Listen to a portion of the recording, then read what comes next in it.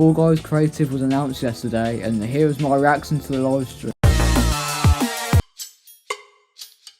I've been sat in this waiting thing for like years, mate. It's not. Oh, we got 9 seconds left. What is it going to get? Bro, the dev team are having an absolute laugh and a giggle because everyone's here waiting. It's not that, it's a pre-recorded live stream. Just stop. Oh, thank God. Hello and welcome here to the Fall Guys HQ. I rate the charisma. Fall Guys Creative is launching on the 10th of May. Woo! It's been a long time in development, the new season update, and I think we want Thanks, to mention Joe. that. And that means that seasons are going to get slightly longer to give us the time to kind of make these big changes. But Well, I don't play much Fall Guys, but last season was so long.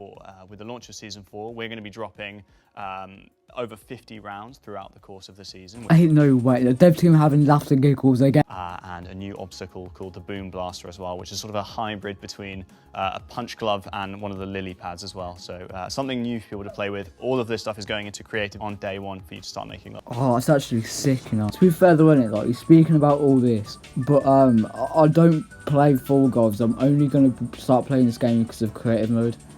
So should we just get to that? Logo seems a bit like, I don't know, that doesn't seem like Fall Guys. From the beginning, you can immediately see it's going to ask you what mode you want to make.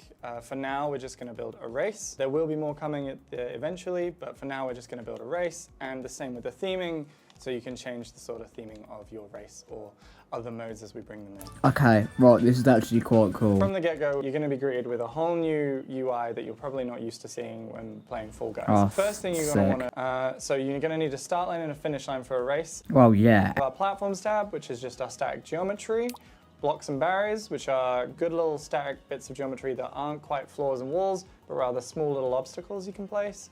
We have our moving surfaces. We have obstacles, which you'll all know and recognize, things like our pendulums and our cannons, and our little bits of decoration, which sort of add a little bit of flavor to your round. Oh, so do you get like a bit of a, oh, it's actually well cool. In this instance, I can change the amount of doors and how many of them will actually be open or closed.